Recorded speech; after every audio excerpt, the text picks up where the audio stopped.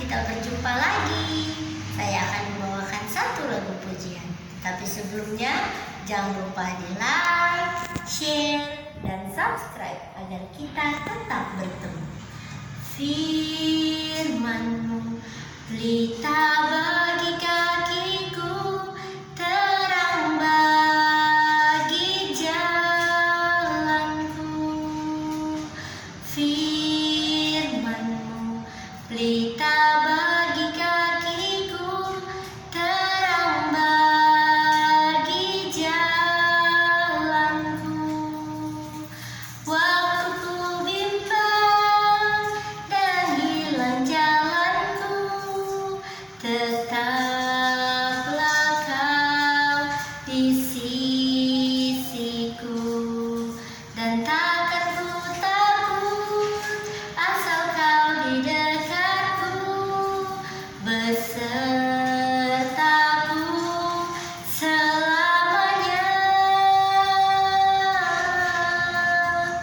Firman-Mu pelita bagi kakiku, terang bagi jalanku, terang bagi jalanku.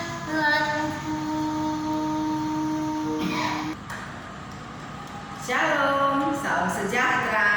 Kita berjumpa lagi hari ini untuk mendengarkan firman Allah. Nah, firman Allah yang kita akan dengarkan pada hari ini masih terdapat di dalam kitab Keluaran. Saat ini kita sudah berada di kitab Keluaran pasal 23. Nah, pada pertemuan kita yang lalu kita telah menceritakan atau mendengarkan cerita dari pasal 22. Nah, di dalam pasal 22 ini kita dapati ada beberapa judul, yaitu pertama, peraturan tentang jaminan harta sesama manusia, dan kemudian peraturan tentang dosa yang keji, dan peraturan tentang orang-orang yang tidak mampu, serta berbagai-bagai peraturan. Nah, itulah cerita yang kita sudah dengarkan pada waktu yang lalu di pasal 22. Nah, saat ini kita akan mendengarkan kembali cerita dari firman Allah dari pasal 23 dari kitab Keluaran. Judulnya adalah peraturan tentang hak-hak manusia. Nah, kita akan mendengarkan apakah peraturan-peraturan yang disampaikan oleh Tuhan Allah itu tentang hak-hak manusia. Saya akan membacakan dari ayat pertama. Janganlah engkau menyebarkan kabar bohong. Janganlah engkau membantu orang yang bersalah dengan menjadi saksi yang tidak benar. Janganlah engkau turut-turut kebanyakan orang melakukan kejahatan, dan dalam memberikan kesaksian mengenai sesuatu perkara, janganlah engkau turut-turut kebanyakan orang membelokkan hukum. Juga janganlah memihak kepada orang miskin dalam perkaranya. Nah, di sini kembali Tuhan Allah mengingatkan akan 10 firman-Nya yang Dia sudah katakan di atas Gunung Sinai pada saat yang lalu. Dan di dalam 10 firman Allah itu termasuk di dalamnya jangan mencuri. Nah, pada saat ini di cerita pasal 23 ini kita telah mendengarkan bahwa janganlah engkau menyebarkan kabar bohong. Nah, dikatakan bahwa jangan engkau turut kebanyakan orang melakukan kejahatan, dan dalam memberikan kesaksian mengenai sesuatu perkara, janganlah engkau turut-turut kebanyakan orang membelokkan hukum. Jadi, saudaraku, ingatkan kembali bahwa kita sebagai umat Allah atau bangsa Israel pada zaman dahulu, sebagai umat-umat pilihan Tuhan, jangan melakukan kebohongan atau jangan berdusta. Nah, selanjutnya ayat 4. Apabila engkau melihat lembu musuhmu atau keledainya yang sesat, maka segeralah kau kembalikan binatang itu. Apabila engkau melihat rebah keledai musuhmu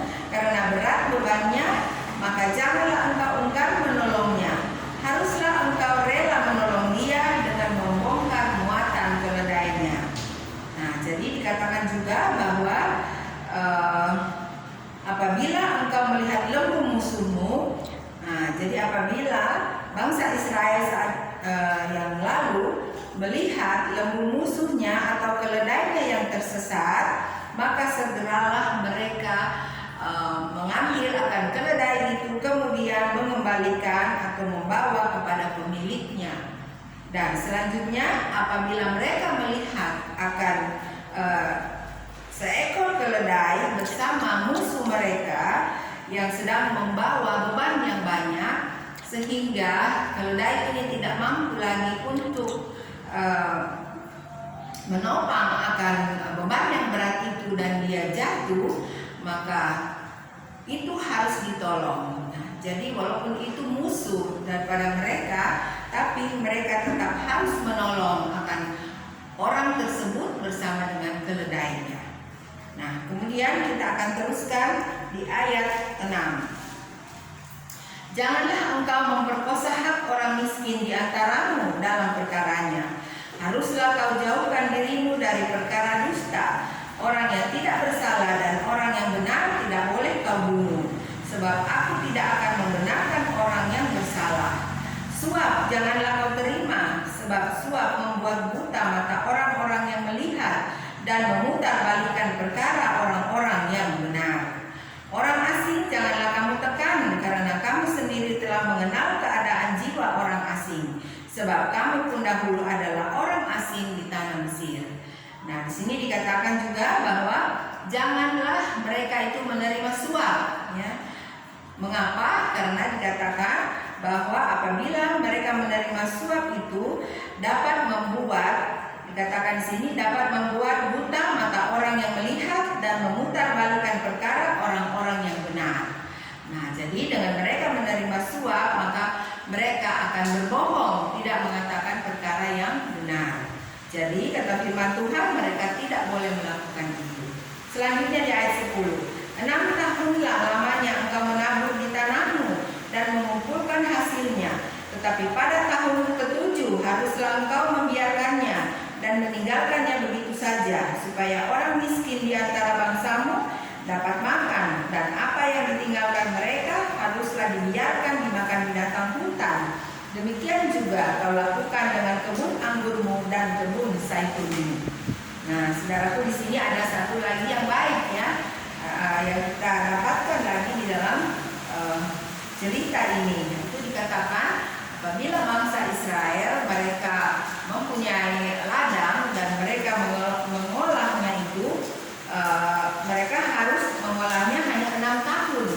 Karena kenapa? Karena pada tahun yang ke-7 mereka harus membiarkan ladang mereka itu, walaupun di dalam ladang itu sudah ada tanaman-tanaman, ya, misalkan dikatakan di sini pohon anggur, pohon zaitun, mungkin itu sudah berbuah semuanya. Tetapi dikatakan di sini menurut peraturan bahwa mereka harus meninggalkan ladang mereka itu pada saat sudah masuk ke tahun yang ke-7. Nah, pada saat mereka meninggalkan akan ladang mereka itu, tentunya tidak ada buah-buahnya di dalam ladang itu. Nah, tetapi itu nanti dimakan oleh orang yang miskin atau orang yang berkekurangan. Nah, jadi buah-buah dari ladang mereka itu dibiarkan saja demikian, agar supaya orang yang miskin atau orang yang susah itu bisa mengelola tanah itu, ataupun mereka bisa mengambil akan hasil daripada kebun yang sudah ditinggalkan oleh tuannya itu. Dan kemudian pada saat waktu juga yang tertentu, orang miskin itu sudah pergi dan masih ada buah-buah yang tertinggal, itu dibiarkan saja. Untuk apa? Yaitu untuk supaya dikatakan binatang hutan pun bisa untuk memakan buah-buah yang sisa itu. Nah, luar biasa, ya, kalau kita mendengarkan akan peraturan ini. Jadi manusia dan juga binatang dapat mendapatkan makanan berberkat yang sama. Nah, selanjutnya ayat 12. 6 harilah lamanya engkau melakukan pekerjaanmu, tetapi pada hari ke-7 haruslah engkau berhenti, supaya lembu dan keledaimu tidak bekerja, dan supaya anak budakmu perempuan dan orang asing melepaskan lelah. Dalam segala hal yang kufirmankan kepadamu, haruslah kamu berawas-awas. 6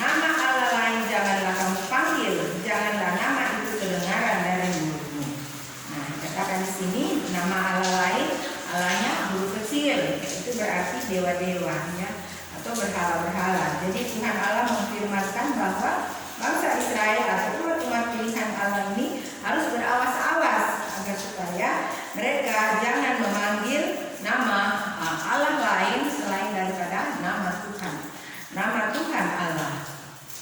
Nah, itulah saudaraku cerita dari firman Tuhan ini dari pasal 23, yaitu dari ayat 1 hingga ayat 13. Nah, kita akan memasuki kembali di ayat 14. Judulnya sudah berubah, yaitu tentang peraturan tentang kebaktian dan hari raya. 3 kali setahun haruslah engkau mengadakan perayaan bagiku. Hari raya roti tidak beragi haruslah kau pelihara. 7 hari lamanya engkau harus makan roti yang tidak beragi, seperti yang telah kuperintahkan kepadamu pada waktu yang ditetapkan dalam bulan Abib. Sebab dalam bulan itulah engkau keluar dari Mesir. Tetapi janganlah orang menghadap ke hadiratku dengan tangan hampa. Nah, dikatakan di sini bahwa dalam setahun harus ada 3 kali mereka mengadakan perayaan yang dinamakan perayaan roti tidak beragi. Nah, itu mereka rayakan dalam waktu seminggu. Nah, jadi apa tanda daripada apa yang maksudnya mereka merayakan roti tidak beragi itu mengingatkan bahwa mereka atau bangsa Israel itu sudah dilepaskan dari tanah perbudakan atau tanah Mesir pada bulan Abib. Nah, selanjutnya ayat 16. Kupeliharalah juga hari raya menuai. Ulang, kau peliharalah juga hari raya menuai, yakni menuai buah bungaran dari hasil usahamu menabur di ladang. Demikian juga hari raya mengumpulkan hasil pada akhir tahun, apabila engkau mengumpulkan hasil usahamu dari ladang. 3 kali setahun semua orangmu yang laki-laki harus menghadap ke hadirat Tuhanmu. Nah, selain daripada hari raya roti tidak beragi yang mereka lakukan dalam setahun 3 kali selama seminggu, itu mereka juga akan mengadakan hari raya menuai ya. Jadi hari raya menuai ini dikatakan mereka pada saat mereka sudah menuai akan hasil daripada usaha ladang mereka, maka itu mereka harus ada 1 hari untuk hari bersyukur ya, bersyukur tentunya kepada Tuhan karena ladang mereka semuanya sudah berhasil dipanen tentunya dengan baik. Nah, saudaraku, kalau di Sulawesi Utara ada juga hari kesyukuran seperti itu ya, yang dinamakan hari pengucapan syukur. Nah, selanjutnya kita tiba di ayat 18. Janganlah kau persembahkan darah korban sembelihan yang kepadaku beserta sesuatu yang berani, dan janganlah lemak korban hari rayaku bermalam sampai pagi. Yang terbaik dari buah bungaran hasil tanahmu haruslah kau bawa ke dalam rumah Tuhan Allahmu. Janganlah kau masak anak kambing dalam susu induknya.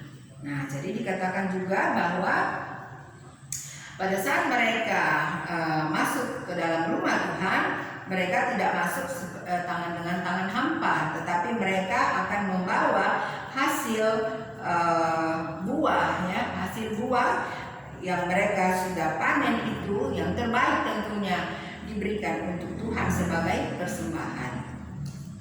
Nah, saudaraku, itulah cerita dari ayat 14 sampai 19 ini. Nah, kita akan memasuki di ayat 20. Di ayat 20 ini judulnya sudah berubah, yaitu janji dan teguran kepada Israel. Sesungguhnya aku mengutus seorang malaikat berjalan di depanmu untuk melindungi engkau di jalan dan untuk membawa engkau ke tempat yang telah kusediakan. Jagalah dirimu di hadapannya dan dengarkanlah perkataannya. Janganlah engkau mendurhaka kepadanya, sebab pelanggaranmu tidak akan diampuninya, sebab namaku ada di dalam dia. Luar biasa ya. Tuhan Allah ini sangat mengasihi umatnya, ya, sangat mencintai umat pilihannya, sehingga Tuhan Allah sendiri mengatakan bahwa Dia akan mengutus seorang malaikat berjalan di depan daripada bangsa Israel, memelihara dan menjaga mereka. Tuhan Allah mengatakan bahwa bangsa Israel harus mendengarkan perkataannya. Janganlah engkau mendurhaka kepadanya, sebab pelanggaranmu tidak akan diampuninya, sebab namaku ada di dalam dia. Selanjutnya, tetapi jika engkau sungguh-sungguh mendengarkan perkataannya dan melakukan segala yang kufirmankan, maka aku akan memusuhi musuhmu dan melawan lawanmu. Luar biasa, ya. Kembali kita melihat di sini Tuhan Allah sangat mengasihi bangsa Israel. Dikatakan malaikat yang Tuhan utus untuk menjaga bangsa Israel itu dikatakan itu bisa menjadi bahagian daripada bangsa Israel apabila mereka sungguh-sungguh mendengarkan perkataannya dan melakukan segala yang Tuhan Allah firmankan. Dan kemudian aku akan memusuhi musuhmu dan melawan lawanmu. Wah, luar biasa, ya.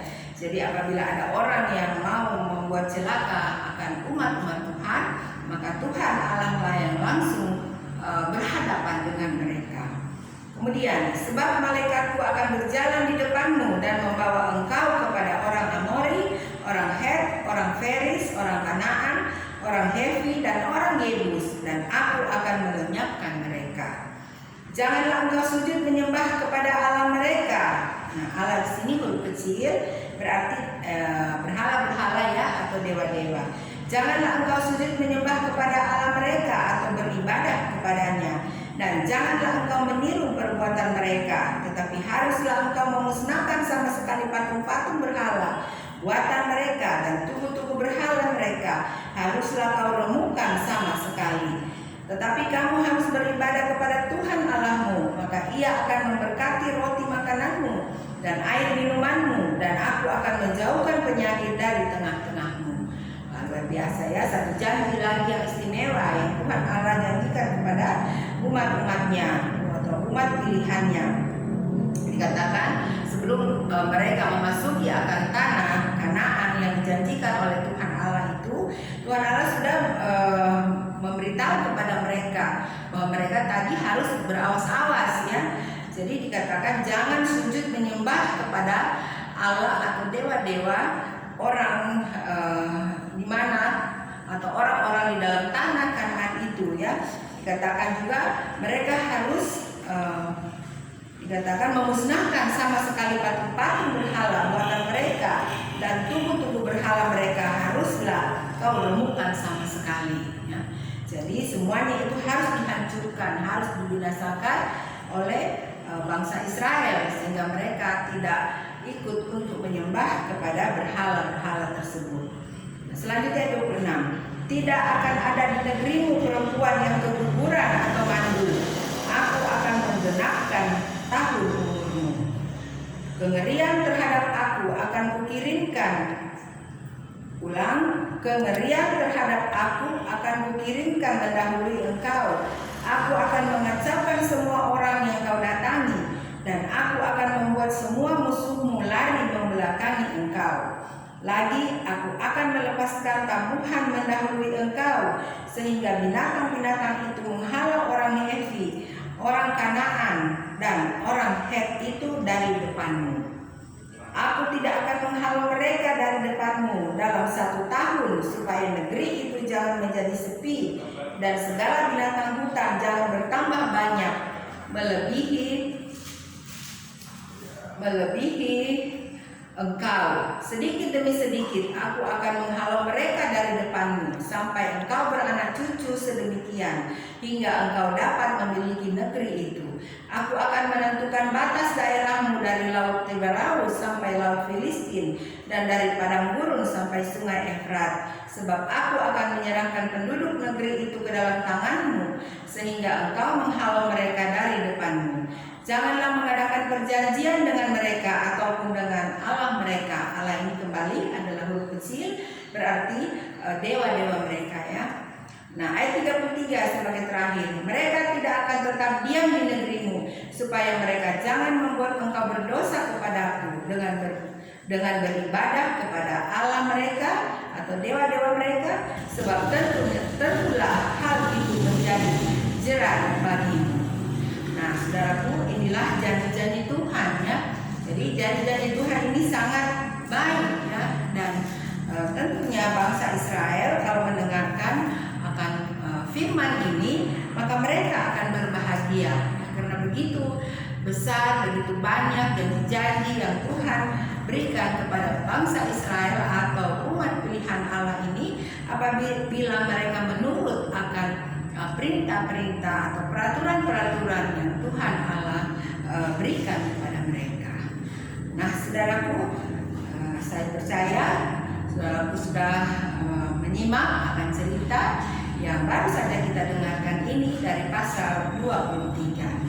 Nah, biarlah firman Tuhan ini dapat menjadikan kita juga bersukacita, karena kita juga adalah umat-umat pilihan daripada Tuhan Allah.